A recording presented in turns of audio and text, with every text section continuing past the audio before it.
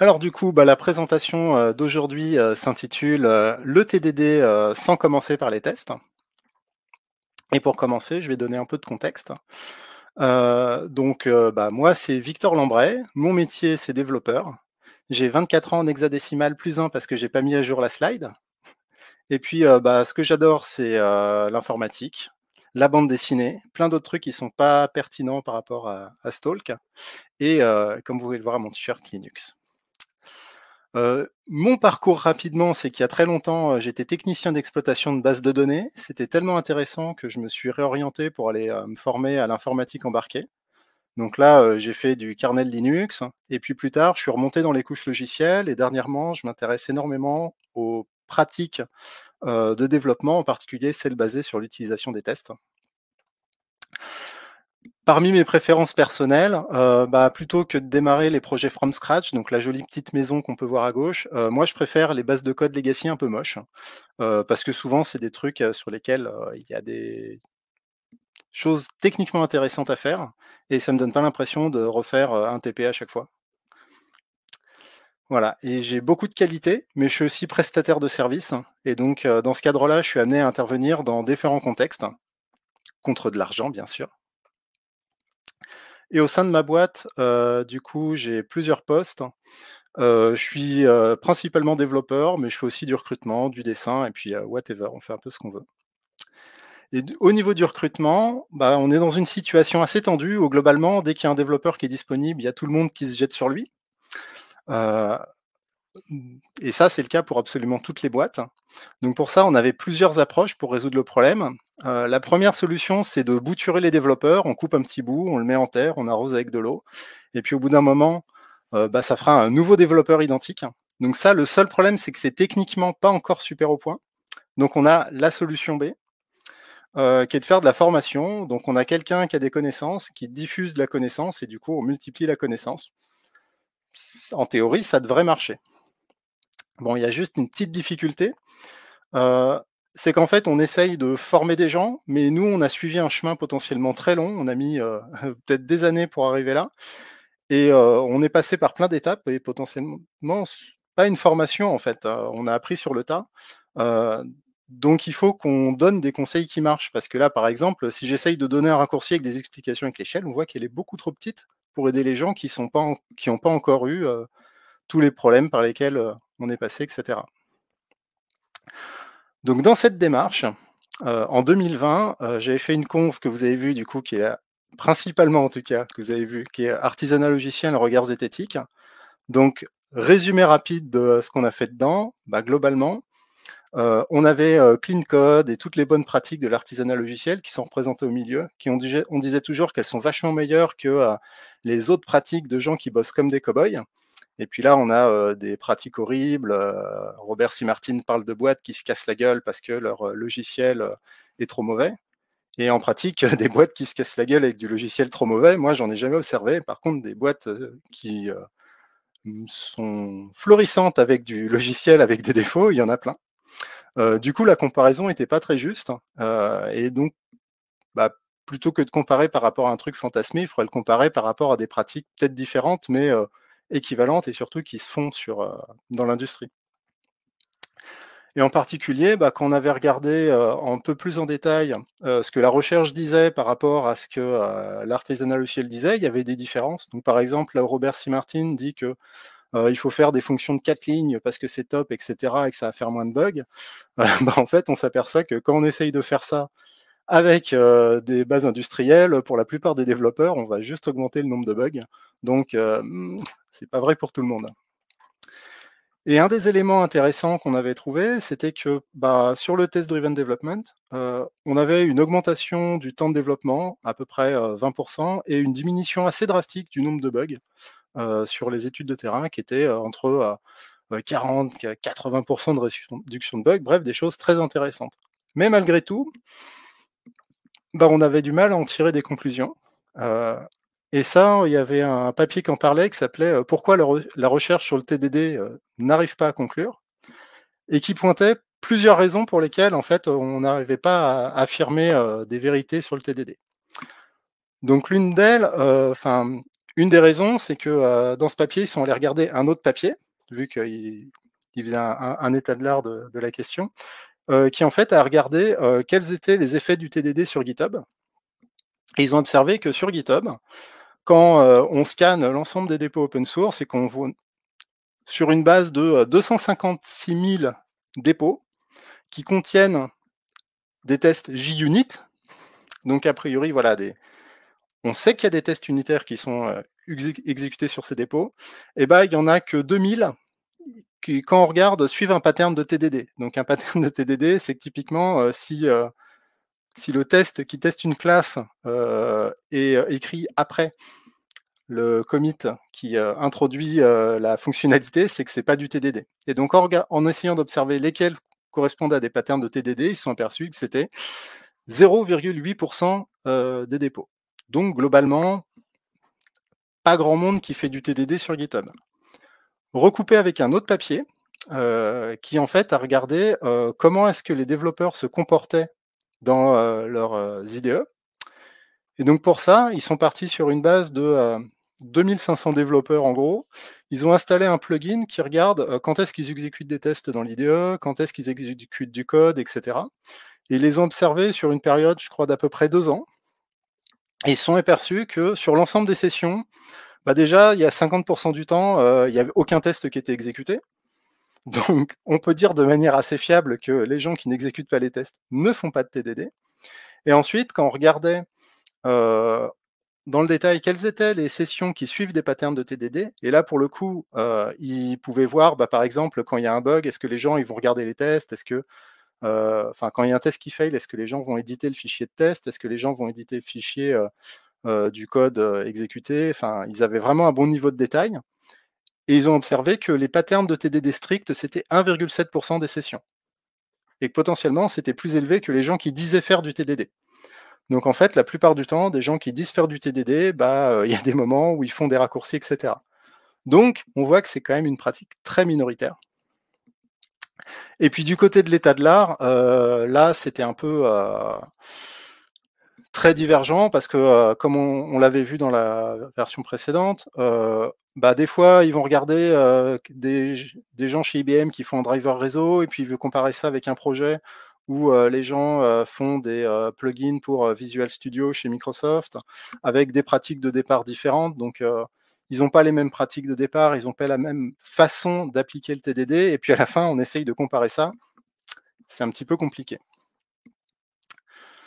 Du coup, bah, pour introduire un peu des éléments de vocabulaire qu'on va utiliser après, donc là, on a globalement le waterfall qui est voilà, le bon vieux cycle en V que tout le monde aime bien détester, mais qui en pratique est rarement implémenté de manière peu pragmatique, mais dans lesquels la caractéristique, c'est qu'on a des longs cycles de développement représentés en orange et une boucle de feedback sur le code en pointillé rouge qui est relativement longue.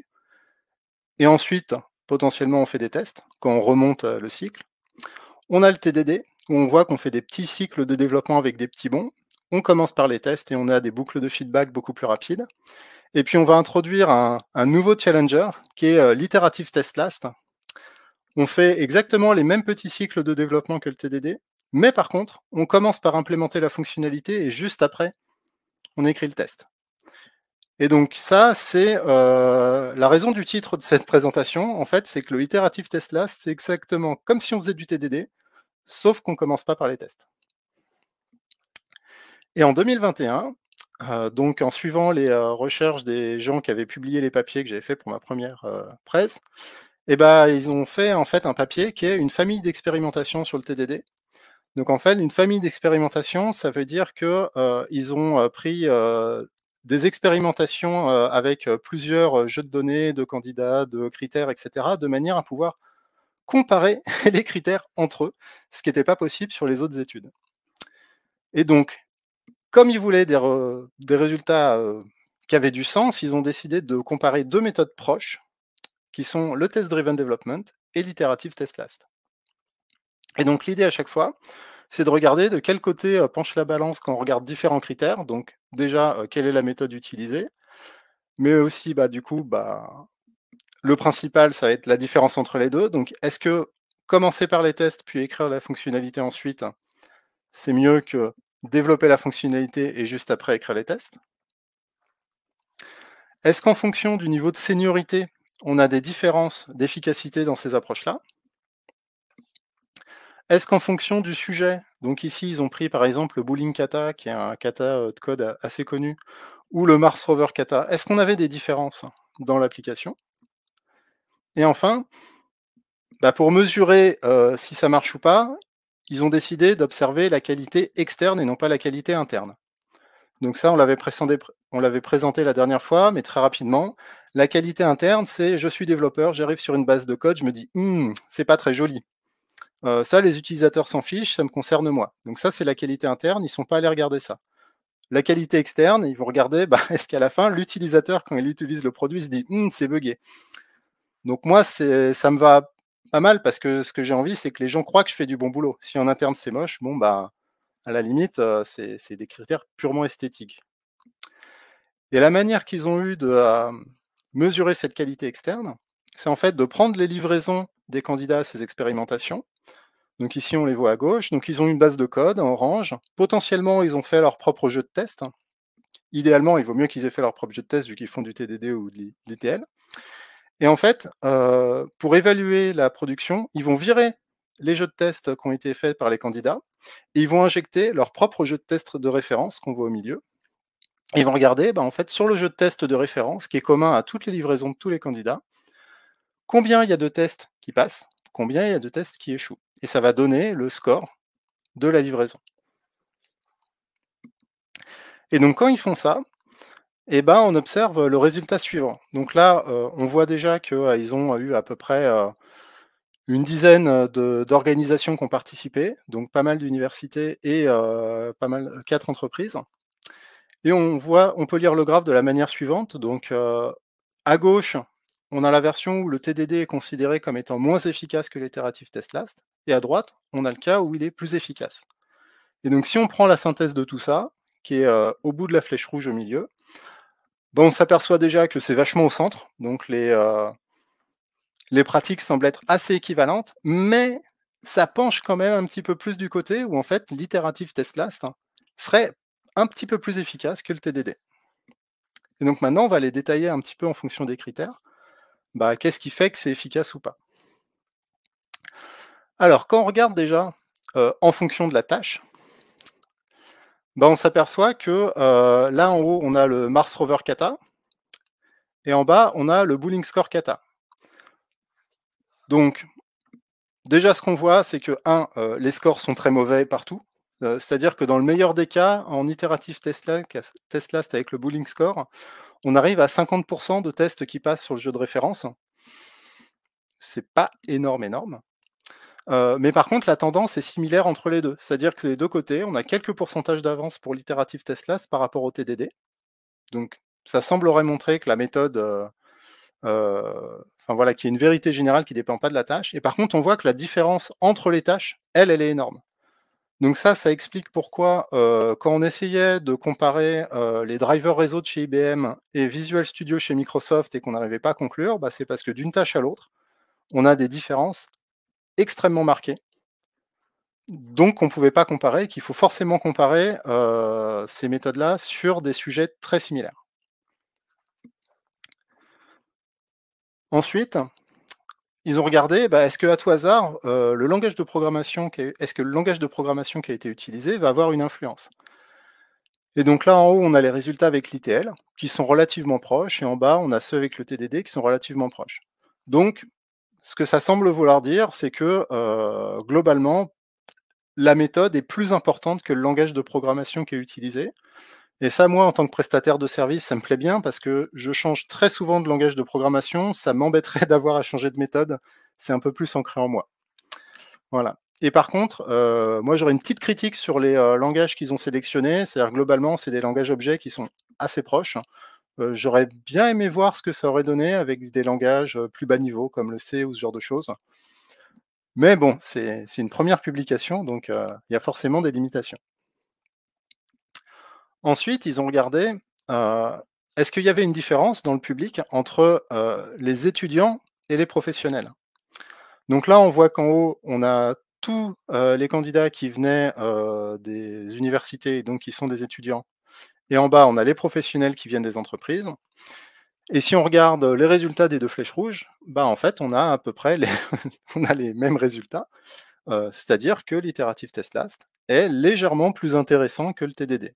Et là encore, pas de beaucoup.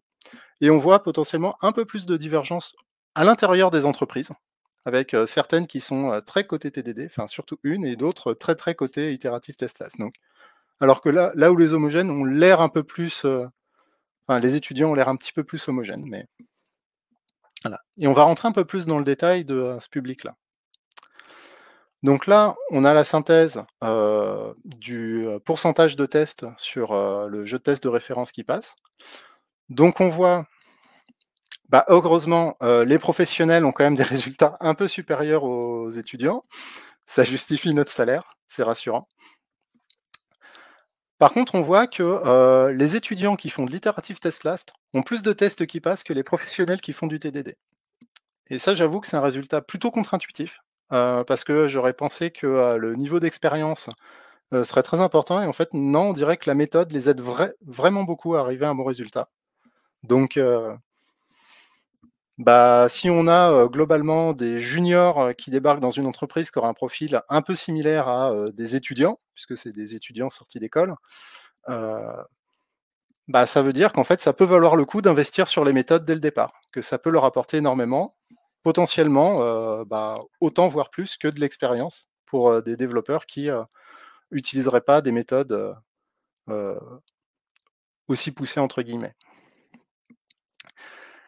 Et puis, pour aller creuser un petit peu plus dans le détail sur ces profils-là, ils ont donné des questionnaires en fait aux participants en leur demandant de juger leur niveau d'expérience de 1 à 4 sur différents sujets, le langage, donc Java, le framework de test unitaire utilisé, donc JUnit, les capacités génériques de programmation et les capacités génériques de capacité utiliser des tests unitaires.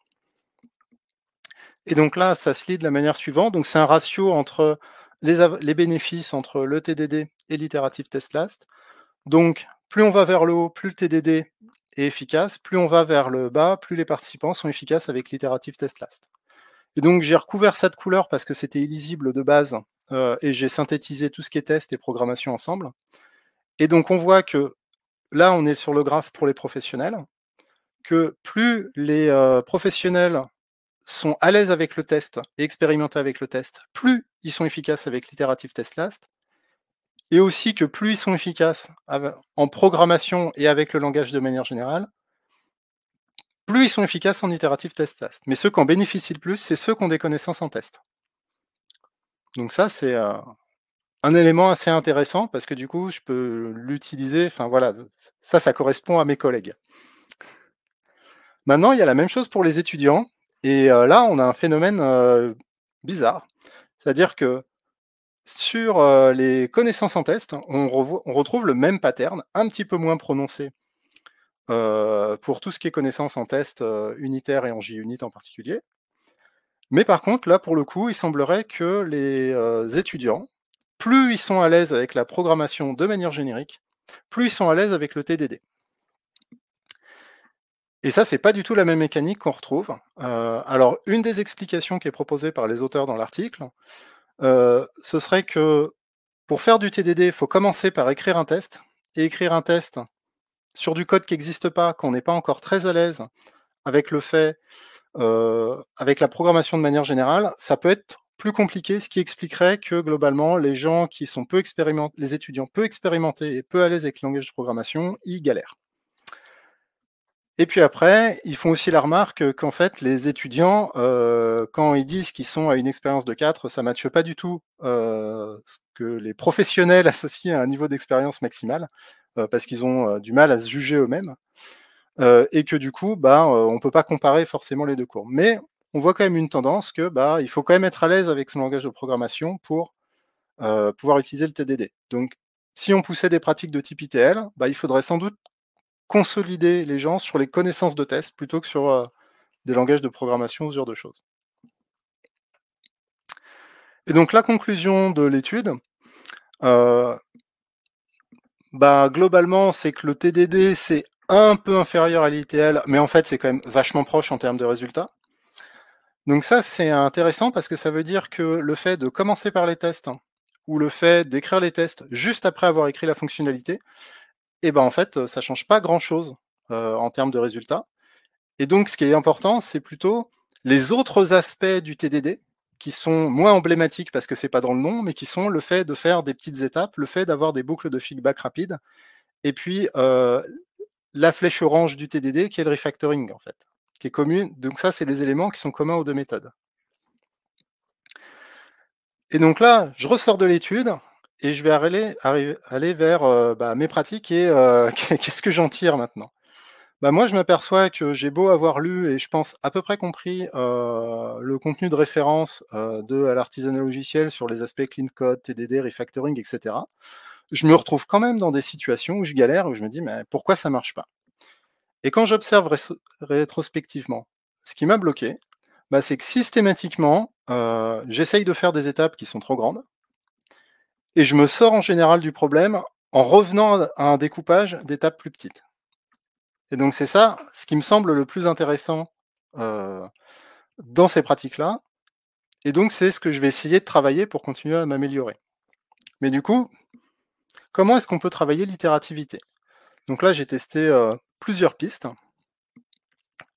Il y en a une qui est un format du coup de Coding Dojo qui est le Baby Step Push Challenge que j'avais testé via Software Craftsmanship Grenoble et qui avait été organisé par Peter Koffler. Donc là, il y avait un petit serveur qui comptait le nombre de commits qu'on pushait, et donc on faisait le meilleur score plus on pushait des commits. Donc l'idée, c'était on fait des commits qui ont du sens, mais on en fait le plus possible. L'idée, c'est de se débrider et puis de pusher, pusher, pusher, etc. Donc ça, c'était pas mal. Une autre variante assez similaire, c'est le baby steps, où du coup on se met un chrono, et donc on dit il faut committer au moins toutes les 2 minutes. Enfin, au maximum toutes les 2 minutes. Du coup, ce qu'on fait, c'est globalement, en moins de 2 minutes, on doit faire un commit avec des tests qui passent. Et si on n'arrive pas à le faire en 2 minutes, on fait un git reset-hard pour revenir au commit précédent. Et avec ce genre de contraintes, sur des katas que je connaissais bien, comme le tennis kata, etc., que je fais régulièrement, et ben, on s'est aperçu que ce qu'on faisait avant en une étape, on était forcé de le découper, et ça nous forçait à réfléchir à de nouveaux patterns. Donc c'était un élément assez intéressant comme contrainte. Après, on a aussi testé autre chose, c'est le test commit or revert. Donc ça, c'est un système où on peut utiliser un script pour qu'à chaque fois qu'on exécute les tests, eh ben, il faut qu'on commit immédiatement si les tests passent. Et s'ils sont rouges, on a un revert automatique qui est fait. Donc globalement, c'est la punition automatisée. Donc ça incite à faire des petits pas parce que là, pour le coup, dès qu'on fait un make test ou quoi que ce soit, si ça échoue, tout dégage. Donc il faut faire des trucs qui marchent, et ça incite aussi à faire des petites étapes, mais c'est pas le chrono, c'est plus le périmètre fonctionnel qui nous limite. Et donc ça, je trouvais assez compliqué de le mettre en place parce que on sautait la phase RAID, etc. Mais j'ai vu une présentation à Helpcraft du coup au début du mois de quelqu'un qui avait fait un script génial qui s'appelle TCRDD et que je vous invite à aller regarder. C'est disponible sur GitHub et je propagerai sa présentation dès que possible parce que ça permet de réunir ensemble les pratiques de type TDD et le TCR. Donc c'est trop cool. Mais moi, quand je l'ai testé, c'était revert manuel et c'était intéressant pour travailler en termes d'exercice, mais je ne me serais pas vu le faire au quotidien dans mes pratiques. Et puis après, une autre façon de travailler l'itérativité, c'est globalement, quand je suis en dehors des coding dojo, mais que je suis vraiment en train de travailler sur ma base de code, et quand je m'aperçois que mon prochain commit, il a une sale tête, globalement, je vais pas le committer en l'état. Je vais utiliser git restore pour revenir en arrière et refaire un découpage. Potentiellement, on va peut-être passer par plusieurs étapes qui ne me satisfont pas avant d'arriver à refaire un historique clean. Donc l'idée, c'est voilà, d'utiliser la staging area pour revoir le découpage, revoir qu'est-ce qu'on met dans les commits et pour qu'à la fin, l'historique soit propre. Donc on ne commit pas dès que ça marche, quoi. Et donc pour ça, ma pratique, c'est d'utiliser énormément le git restore-staged. Donc plutôt que de passer systématiquement par des commits, je fais des git add points pendant que je travaille. Donc ça va ajouter en permanence à la staging area, qui est du coup le futur commit dans Git. Et puis une fois que j'ai un peu de trucs là-dedans, si jamais je veux le redécouper, bah, je fais git restore-stage et ensuite des git add-p, ça me permet d'ajouter que ce qui est pertinent et donc de refaire des commits en passant par la staging area. Voilà, donc c'est une méthode assez intéressante et on apprend comment on aurait dû faire le découpage au moment où on fait le git add-p. Voilà, donc bref, Git, c'est génial, chaque solution a son problème. Et puis la première fois que j'ai fait cette présentation, il y en a qui en ont conclu que bah, du coup j'étais pas partisan du TDD, donc ça m'a paru assez à côté de la plaque, donc je vais détailler un peu mes pratiques parce que ça m'a été demandé. Donc moi, qu'est-ce que je fais en pratique? Bah déjà de base, moi je suis un pratiquant du TDD. Donc pour pratiquer le TDD, ça veut dire que j'ai une base de code dans un langage que je connais, on le voit parce que c'est le même sur la feuille et sur le t-shirt, et j'ai une vision très claire de ce que je dois faire. Là, globalement, je me pose pas de questions, j'y vais en TDD. Maintenant, c'est pas toujours le cas. Il y a des fois où la base de code est dans un langage que je maîtrise pas complètement et j'ai pas une bonne visibilité de ce que je dois faire. Et là, je me suis aperçu que mon approche ressemblait énormément à de l'itérative test last. Globalement, je connais pas le langage, potentiellement je connais pas le framework de test. Bah, je vais d'abord chercher à faire, je vais chercher à faire des petites étapes. Je vais commencer par écrire mon code de production parce que je vais chercher la doc sur comment on représente une string, comment on parse du JSON, n'importe quoi, etc. Et je trouve ça plus facile de le tester directement plutôt que d'écrire un test, sachant que je sais même pas encore ce que je vais attendre comme résultat. Mais par contre, ça veut dire que je chapeaute mon cycle de développement avec un test de haut niveau, qui peut être soit automatisé avec un test end-to-end de très haut niveau, soit manuel. Mais en tout cas, je me lance en permanence quelque chose qui permet d'exercer mon code. Parce que ça, j'en ai quand même besoin pour savoir si ça marche. Et puis une fois que j'ai appris comment faire une fonctionnalité, bah, j'apprends comment la tester, donc j'écris immédiatement le test. Et quand je fais ce cycle-là, il y a un moment où je deviens suffisamment à l'aise avec le langage pour revenir dans un cycle de TDD. Tout ce que j'ai à faire, c'est inverser la partie écriture du test et la partie implémentation de la fonctionnalité. Et puis dernièrement, j'ai rejoint un projet sur du développement normé dans lequel on a une approche qui est test first. Donc, pour chaque features, on suit un cycle qui s'apparente au cycle en V, mais qui est spécifique à chaque feature, c'est pas sur le projet complet, où du coup on implémente tous les jeux de test à haut niveau et à bas niveau, et ensuite on doit les implémenter. Et là, je me suis aperçu que quand j'essayais de les implémenter par features, en prenant tous les tests en me disant je vais implémenter cette feature, ils devront passer au vert, bah en fait, ça se passait assez difficilement parce que j'avais beaucoup de tests qui échouaient et potentiellement ça clignotait. Quand j'essayais d'en faire passer des nouveaux, ça en cassait des anciens, etc. La principale difficulté, c'est qu'en fait, les tests avaient jamais été exécutés. Donc potentiellement, dans les données de test, s'il y avait des erreurs, eh ben, on les détectait, mais en mode quand l'ensemble des tests fait sapin de Noël. Donc, j'ai pas été très convaincu par l'approche. Et au final, je m'en suis tiré en redécoupant. Donc, j'ai repris l'ensemble de mes tests et puis je les ai fait passer un à un. Donc, c'est pas du TDD parce que j'ai pas remodifié mes tests, mais je les ai fixés et je suis revenu dans une boucle de petits cycles. Et là, c'est passé comme une lettre à la poste. Voilà, donc même en test first, en fait, et ben, quand on nous fournit les tests, c'est mieux de les faire passer par petits cycles. Mais j'aurais essayé l'alternative comme ça. Voilà, donc en conclusion, bah avant, quand je trouvais quelqu'un qui était en difficulté, j'allais lui dire: «Bah écoute, fais du TDD, pour moi ça marche, allez, c'est facile, il suffit de commencer par écrire un test». Donc ce qui est bien, c'est que dans cette situation, moi j'ai été la personne qui est au clavier et aussi la personne qui était derrière. Donc je l'ai vécu et je l'ai perpétré. Donc voilà. Et en fait, c'est un conseil qui est assez difficile à entendre parce que commencer par écrire un test, c'est un changement de pratique.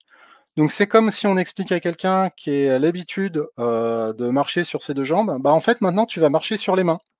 C'est simple à expliquer, c'est beaucoup plus difficile à faire et à envisager. Donc Personnellement, maintenant, je considère que c'est pas un bon conseil. Maintenant, quand je vois quelqu'un qui est en difficulté, ce que je vais plutôt lui conseiller, c'est de faire des étapes plus petites. Comme ça, bah, en fait, il fait quelque chose qu'il connaît déjà, mais plus petit. Et puis une fois que, les étapes seront réduites, si on veut inverser les tests et la réalisation de la fonctionnalité, et bah, ce sera, beaucoup plus facile. Voilà. Donc ce qu'il faut retenir, en fait, qui est important dans le TDD et l'ITL, c'est que les 2 c'est bien, mais ce qui fait que ça marche, bah, c'est déjà que c'est des pratiques qui utilisent les tests. Donc quand on les fait, on a des tests automatisés et à la fin, on aura une bonne couverture avec des tests de non-régression. Qu'on a des étapes de refactoring qu'il faut pas sauter, sinon, on perd, en particulier sur la durée, les avantages apportés par ces pratiques-là et qu'il faut faire des petits cycles de développement et il faut avoir des boucles de feedback rapides. Et en fait, si dans vos pratiques quotidiennes, vous avez ces éléments-là qui sont présents, c'est qu'a priori, bah, même si vous commencez pas par les tests, c'est pas très grave, vous faites du développement efficace. Voilà. Comme on arrive à la fin, je vais en profiter pour, remercier ma boîte qui me paye pour faire des dessins, parce que dessinateur de BD, ça paye que dalle, mais développeur, c'est mieux mais pouvoir dessiner quand même, c'est cool. Et puis si jamais, vous voulez nous rejoindre, on est toujours à la recherche de futurs collègues pour bosser à notre place, donc hésitez pas à nous contacter, ce sera facile, de nous voir. Voilà et donc moi, bah, si vous voulez garder contact, regarder ce que je poste, sur Twitter, je suis, disponible via Victor Lambray. J'ai aussi une adresse email et si vous êtes intéressé, par les publications scientifiques, qui sont listées dans mes confs ou les replays, de mes confs, c'est disponible sur mon GitHub, donc github.com/vlambray/talks et je vous incite à aller lire les papiers si jamais ça vous intéresse. Ceux que j'ai sélectionnés sont plutôt faciles, il suffit de lire l'abstract et la conclusion, on a déjà plein de choses intéressantes. Voilà, donc allez à la source. Et puis, bah, maintenant, on va pouvoir passer, aux questions, donc j'espère qu'il y en a plein. Hop et je vois que Léana, Oui, il y a une tu question t'es si tu veux. connectée. Ouais, Je sais pas si tu la vois. Donc c'est j'essaye de récupérer ma souris, c'est bon. Hop, OK, j'ai les questions qui s'affichent. Le papier conclut vraiment que TDD inférieur à ITL. J'ai l'impression que c'est pas très significatif vu les grosses barres d'erreur sur les graphiques. Heu, Bah, eux, ils ont conclu que de toute façon, il y aurait énormément de choses à faire pour aller plus loin parce que c'est la première expérience c'est la première expérience avec une famille, du coup, d'expérimentation sur le TDD qu'ils ont mis en place et du coup, ils ont découvert les aspects qui étaient importants ou non. Moi, j'ai l'impression, d'après leur diamant, que, globalement, ça penchait plutôt du côté de l'itérative test last, mais il y a la toute petite pointe du diamant qui est effectivement au milieu, donc c'est sans doute pas très significatif. C'est pour ça que j'en conclus que c'est quasiment équivalent, en fait.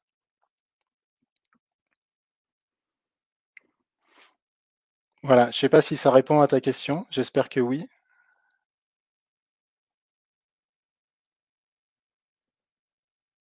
Est-ce qu'il y a d'autres questions, du coup? Ah ouais. Est-ce que je peux développer l'idée de faire, du coup, du TCR, donc du test commit or revert avec du TDD? Heu Alors, je peux le développer assez rapidement, mais alors là, pour le coup, je vais paraphraser, quelqu'un, qui a fait une présentation. Globalement, le test commit or revert, c'est qu'on exécute les tests et s'ils échouent, on revert automatiquement. Donc la grosse problématique, heu, c'était de voir quelle était l'étape RAID dans laquelle on voit est-ce que la sortie des tests est visible? Parce que si jamais les tests échouent, pour qu'on puisse voir l'étape RAID, bah, en TCR, immédiatement, on perd les tests.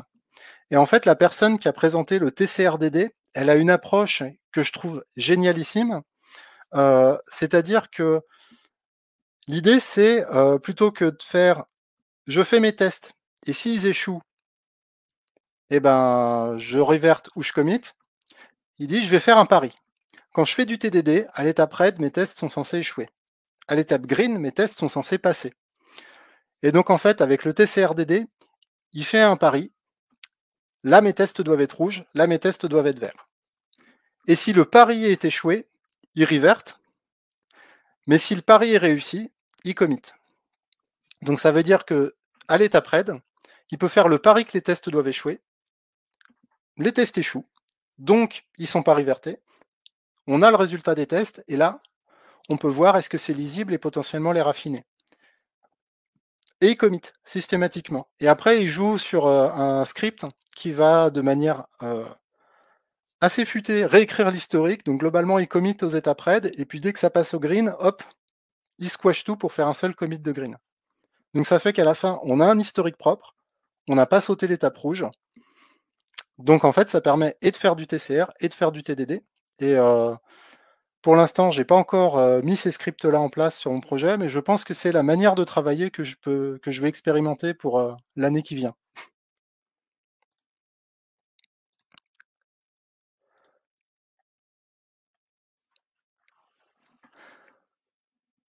Alors, est-ce qu'il y a d'autres questions? On dirait que oui. J'entends des petits sons à chaque fois que ça fait une question, mais c'est aussi le cas sur le chat. Hop. Alors, autre question? Non, j'ai vu une notification, mais j'ai pas vu du coup de nouvelles questions. Alors, c'est pas des questions, mais c'est le chat. C'est le chat, hein. Ok. Je pense que je suis pas encore prêt à ouvrir une chaîne Twitch, hein. C'est un peu compliqué de gérer des trucs.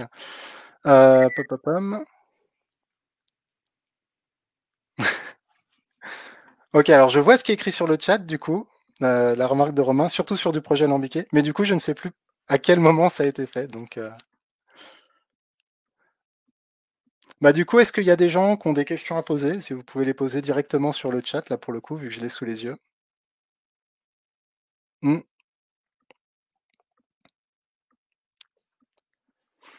Ouais, le TCRDD, c'est un coup à prendre, hein, mais je pense que ça apporte pas mal d'avantages. Et moi, de toute façon, dans mes pratiques actuellement, avec mes coups de faire des restores, et je fais énormément de git reset-hard si jamais je suis pas content. En fait, je fais du TCRDD, mais manuellement. Donc, la version où je peux l'automatiser et le rendre plus systématique, ça m'intéresse vachement. Mais il faut que je teste réellement la mise en place de ces outils, mais leur présentation m'a vraiment convaincu, quoi.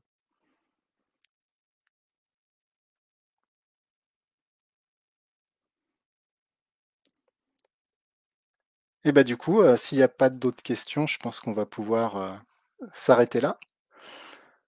Bah, je vous remercie tous pour votre participation. Si jamais vous avez des nouvelles questions qui vous viennent, n'hésitez pas à me contacter, je me ferai un plaisir d'y répondre. Et puis bah, je vous souhaite une bonne soirée à tous.